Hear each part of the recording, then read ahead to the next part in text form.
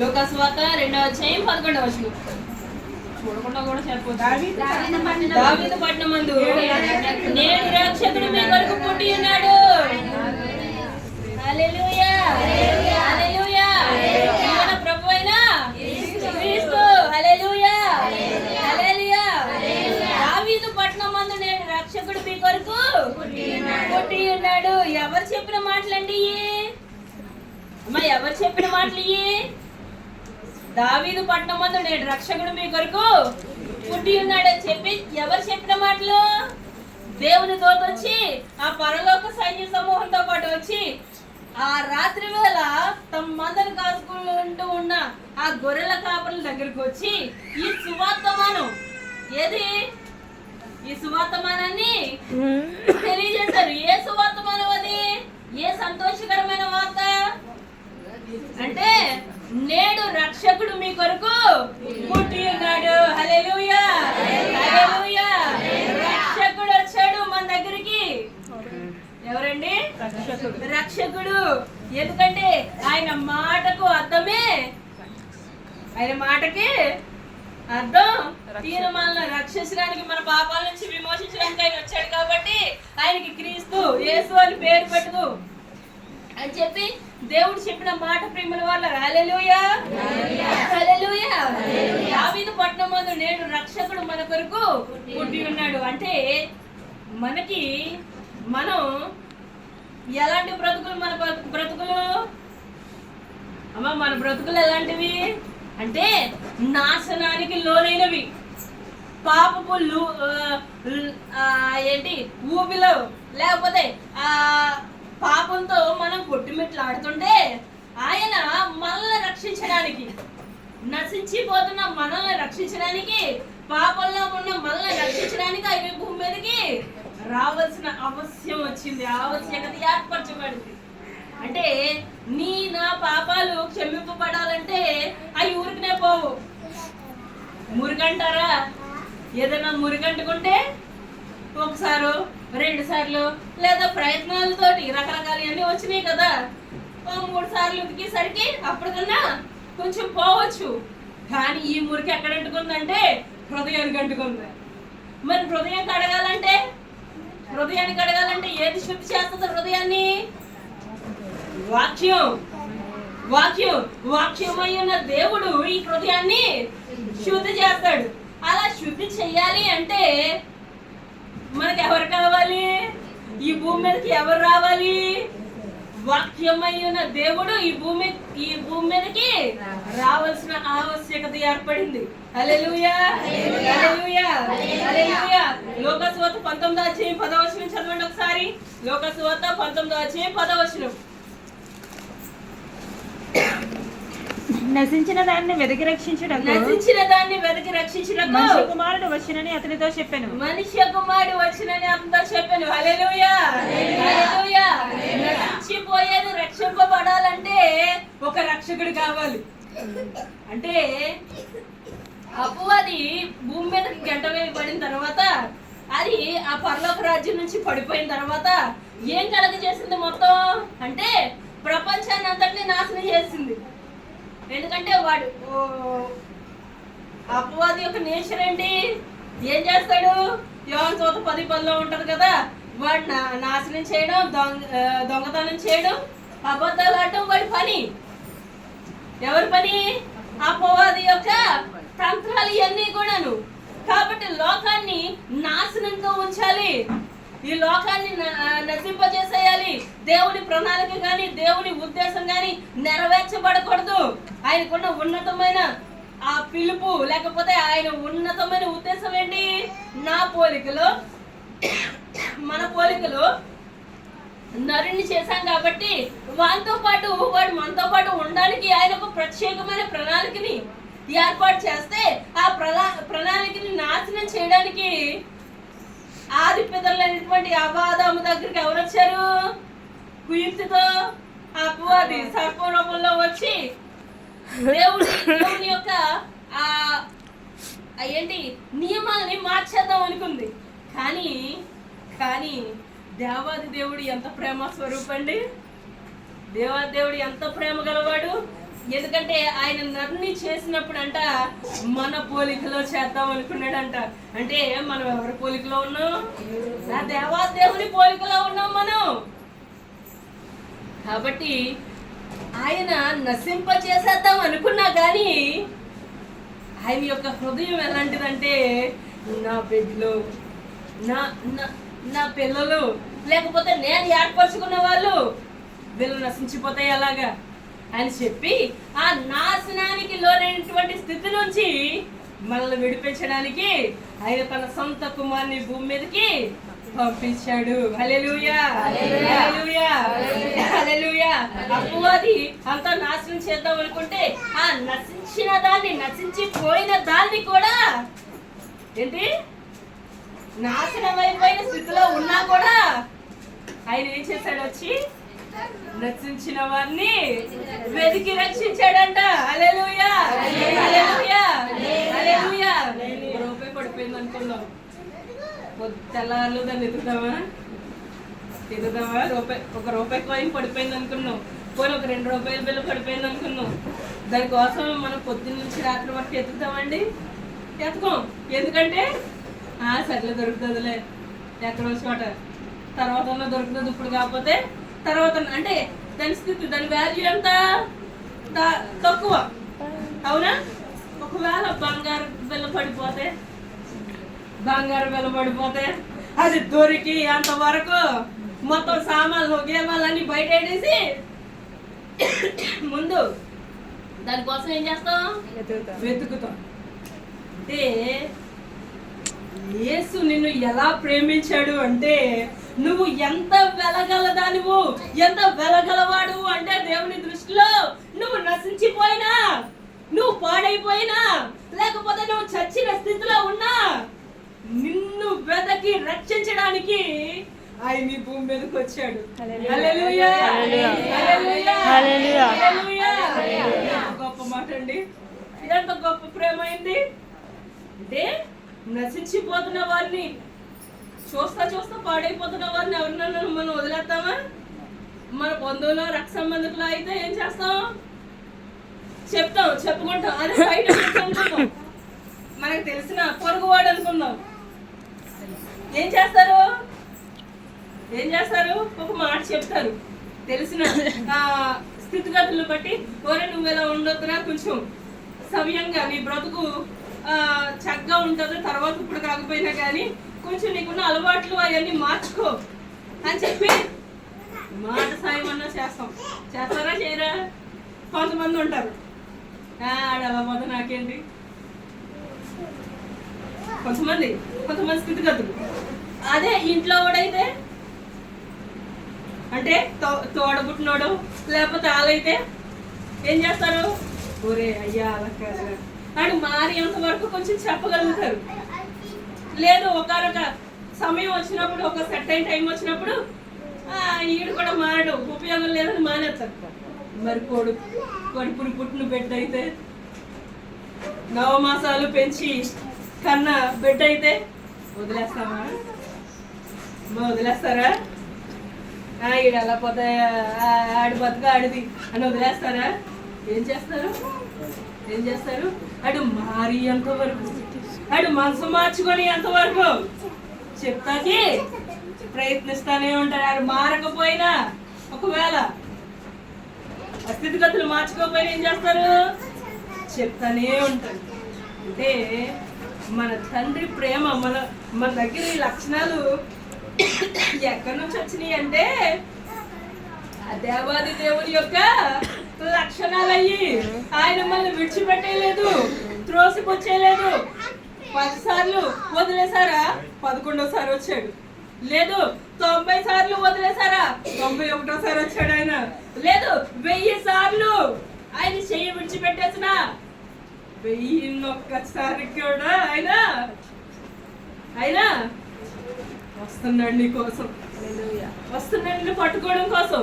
ఎందుకంటే నశించిన దాన్ని వెదకి రక్షించడానికి మనుష్య కుమారుడు ఈ భూమి మీదకి వచ్చాడు. హల్లెలూయా, హల్లెలూయా. రెండో మాట చూడండి, 1 తిమోతి 1:15. తిమోతి 1:1 పాపులను రక్షించుటకు క్రీస్తు యేసు లోకమునకు వచ్చెను. ఆ, వచ్చినను వాక్యము వచ్చిన వాక్యము నమ్మదగినదియు పూర్ణ అంగీకారమునకు యోగ్యమైనది ఉన్నది. పాపులను రక్షించుటకు క్రీస్తు యేసు లోకమునకు వచ్చెను. హల్లెలూయా హల్లెలూయా. ఎందుకు వచ్చాడండి ఆయన? నశించిన దాని బతికి రక్షించడానికి వచ్చాడు. రెండోదిగా పాపులను రక్షించడానికి. ఆయన అంటాడు కదా, శాస్త్రులు పరిసయ్యులు లేకపోతే ధర్మశాస్త్రోపదేశకులతో నీతిమంతుల కోసం రాలేదంటాడు ఆయన. ఎవరి కోసం వచ్చాడంట? పాపుల కోసం వచ్చాడంట ఆయన.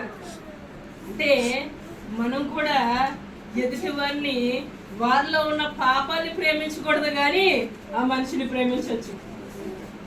అంటే వాడు పాపం చేస్తున్నా, వాడి స్థితిగతులు ఎలా ఉన్నా కానీ మనం ఎవరిని ప్రేమించాలి? మనం ఎవరిని ప్రేమించాలి? ఆ మనిషిని ప్రేమించవచ్చు, అంతేగాని పాపాన్ని ద్వేషించాలి. యేసు చేసిన పని కూడా అదే. మనలో ఉన్న పాపాన్ని ద్వేషించాడు ఆయన, కానీ మనల్ని ద్వేషించలేదు. మన పాపం విముక్తి కోసం ఆయన ప్రాణాన్ని పెట్టాడు. హల్లెలూయా హల్లెలూయా. పాపాలను రక్షించడానికి ఆయన ఈ భూమి మీదకి వచ్చాడు. అంటే పాపంతో ఎఫెసీయులు రాసిన పత్రికలో ఉంటది కదా, పాపంలో కొట్టిమిట్టాడుతున్న మనల్ని ఆయన ప్రత్యేకపరిచి పరిశుద్ధపరిచి ఆయన కోసం ఏర్పాటు చేసుకోవడానికి ఆయన వచ్చాడంట. హల్లెలూయా హల్లెలూయా. పాపంని రక్షించడానికి వచ్చాడు. ఇంకా నువ్వు పాపం చేస్తా ఉన్నా గాని, ఇంకా పాపంలో బ్రతుకుతున్నా గాని ఆయన నిన్ను రక్షించడానికి సిద్ధంగా ఉన్నాడు. అంటే నువ్వు దేవునికి దూరంగా, పాపానికి దగ్గరగా, దేవునికి దూరంగా పరిగెడుతున్నా గాని దేవుడు ఏం చేస్తున్నాడో తెలుసా? దేవుడు ఏం చేస్తున్నాడో తెలుసా? నా ప్రియ బిడ్డ, నా ప్రియ కుమారుడు, నా ప్రియ కుమార్తె అని చెప్పి మన వెనకాల పరిగెడుతున్నాడంట ఆయన. హల్లెలూయా హల్లెలూయా హల్లెలూయా.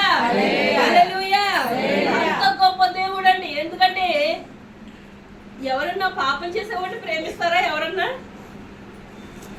ఏమండి? ఎవరన్నా దొంగతనానికి వచ్చాడు అనుకున్నాం మన ఇంటికి, ఒకవేళ అని ప్రేమిస్తామా?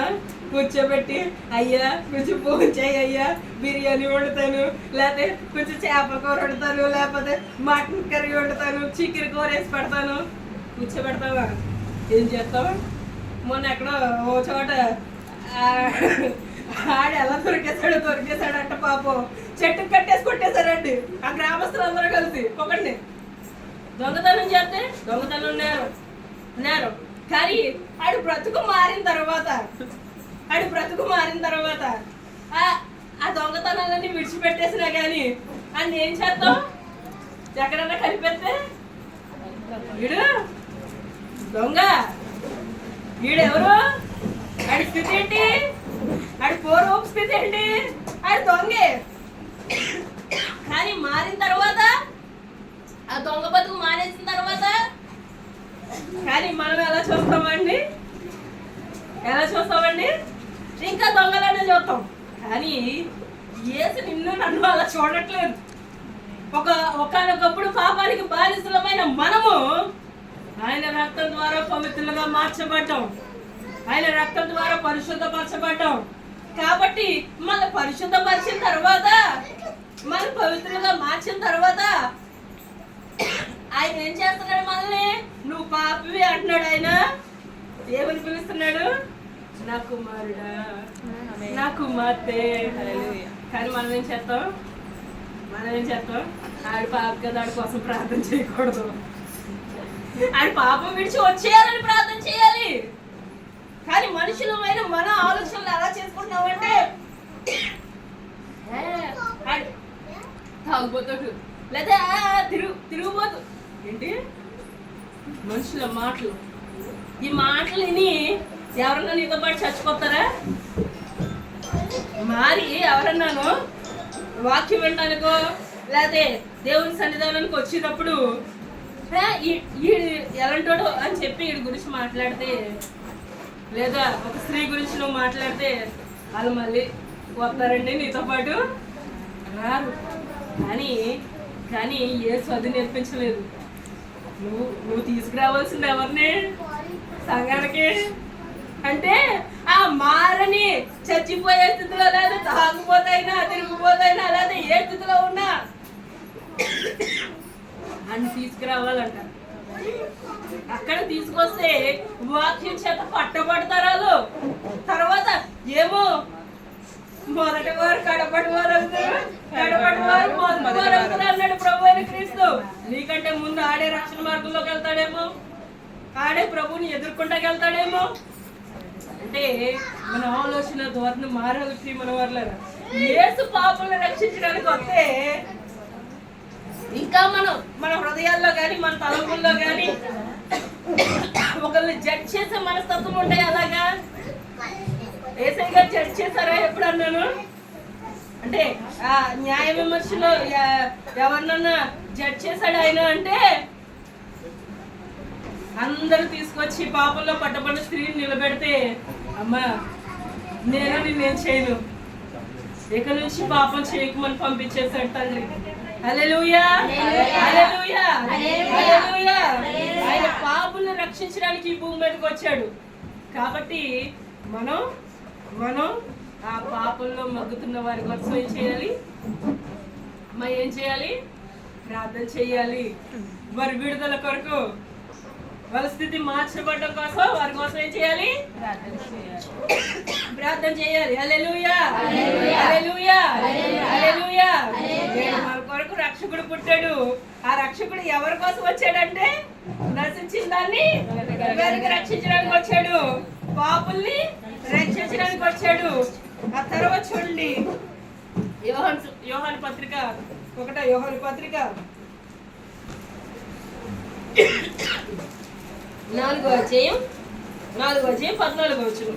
1 యోహాను పత్రిక 4వ మరియు తండ్రి తన కుమారుని లోకరక్షకుడిగా ఉండుటకు పంపి ఉంటా మేము చూచి సాక్ష్యం ఇచ్చున్నాము. హల్లెలూయా, హల్లెలూయా, హల్లెలూయా. తండ్రి ఎవరిని పంపించాడంట? తన కుమారుణ్ణి లోక రక్షకుడిగా. అంటే ఒక యోధా గోత్రాన్ని మాత్రమే కాదు, లేదు హెబ్రీ సంతతిని మాత్రమే కాదు, లేదు ఇశ్రాయేల్ జనాంగాన్ని మాత్రమే కాదు. ఆయన రక్షించడానికి ఎవరిని రక్షించడానికి వచ్చాడంట? తండ్రి ఆయన ఎలా పంపించాడంట? లోకానికి లోక రక్షకుడిగా. ఈ జగత్తుని అంతటిని రక్షించడానికి ఆయన ఈ భూమి మీదకి వచ్చాడు. ప్రియమైన వాళ్ళారా, హల్లెలూయా, హల్లెలూయా, హల్లెలూయా. యోహాను భక్తుడు అంటున్నాడు కదా, తండ్రి తన కుమారుని లోక రక్షకుడిగా ఉంటకు పంపి ఉండుట మేము చూచి సాక్ష్యం ఇచ్చుచున్నాము. హల్లెలూయా, హల్లెలూయా, హల్లెలూయా. అంటే ఆ దేవుని యొక్క కుమారుడు మన రక్షించడానికి ఆయన వచ్చాడు. కాబట్టి ఆయన గురించి మనం ఏం చేయాలి? ప్రకటించాలి. నీకు తెలిసిన సత్యాన్ని ఏం చేయాలి? ప్రకటించాలి. మన గుడిలో ఏంటది, కొత్త షోరూమ్లు చాలా వచ్చినాయి కదా, లైక్ జీవి మాల్ అని, చెన్నై షాపింగ్ మాల్ అని, ఇంకా వరుసలో ఏ వచ్చినాయి మొత్తం. ఇవన్నీ వచ్చినప్పుడు దీంట్లో 100 రూపాయలు పొడిచారన్నాడు అనుకోండి, ఎవరన్నా పండగలు చేస్తుంది కదా, 100 రూపాయలు పొడిచారంటే ఆ మాట నీకు తెలిసిన మాట పక్కన వాళ్ళకి చెప్తావమ్మా? చెప్తావా? పక్కన వాళ్ళకి మాత్రమే కాదండి, వాళ్ళ ఊర్లో ఉన్న అమ్మాలకి లేకపోతే చెల్లెలకి మొత్తం అందరికి ఏం చేస్తారు? పలానా రోజున ప్రత్యేకమైన ఆఫర్ అంట, పైగా బ్రాండెడ్ అంట, కాల్చీపురం అయ్యండి, ధర్మవరం, జరి, లేకపోతే ఏ రకరకాలు ఉంటాయి దాంట్లోని పొట్టులోని, ఇవన్నీ అంట అని చెప్పి ఏం చెప్తారు? ఆడిచ్చే అడ్వర్టైజ్మెంట్ కంటే మౌత్ అడ్వర్టైజ్మెంట్ ఎంతమందికి చేరుతుంది? అక్కడ ఆ ఊరు దాటి ఇంకా అక్కడ చుట్టుపక్కల ఊర్లో వెళ్ళిపోతాం మొత్తం. మరి నీకు తెలిసిన రక్షణ, నీకున్న రక్షణ ఇతరులకి చెప్పకపోతే ఎలాగా? అంటే రక్షణ భాగ్యం మందేనా? వేరే వాళ్ళకి వద్దా? వేరే వాళ్ళకి వద్దా? వాళ్ళు వినకపోయినా, వాళ్ళు అన్యులైనా ఏం చేయాలి? ఏం చేయాలి? మీరు చదువుతున్నప్పుడు మీ ఫ్రెండ్స్కి ఏం చెప్పాలి? ఏం చెప్పాలి? క్రిస్మస్ అంటే ఏంటంటే యేసు ఈ లోకానికి నేను రక్షించడానికి వచ్చాడమ్మా, అదే క్రిస్మస్ అని చెప్పాలి. హల్లెలూయా, హల్లెలూయా, హల్లెలూయా. రక్షణ భాగ్యాన్ని ఏం చేయాలంట? ప్రచురపరచాలి. ప్రచురపరచాలి అంటే ఏదన్నా ఒక దాని గురించి మనం విన్నప్పుడు, అది మనం పొందుకున్నప్పుడు ఆ భాగ్యాన్ని, రుచిని మనం ఏం చేస్తాం? ఇతరులకి తెలియజేస్తాం. ఓ డాక్టర్ గారు మంచిగా చూస్తున్నారు అనుకోండి, ఏం చెప్తావు?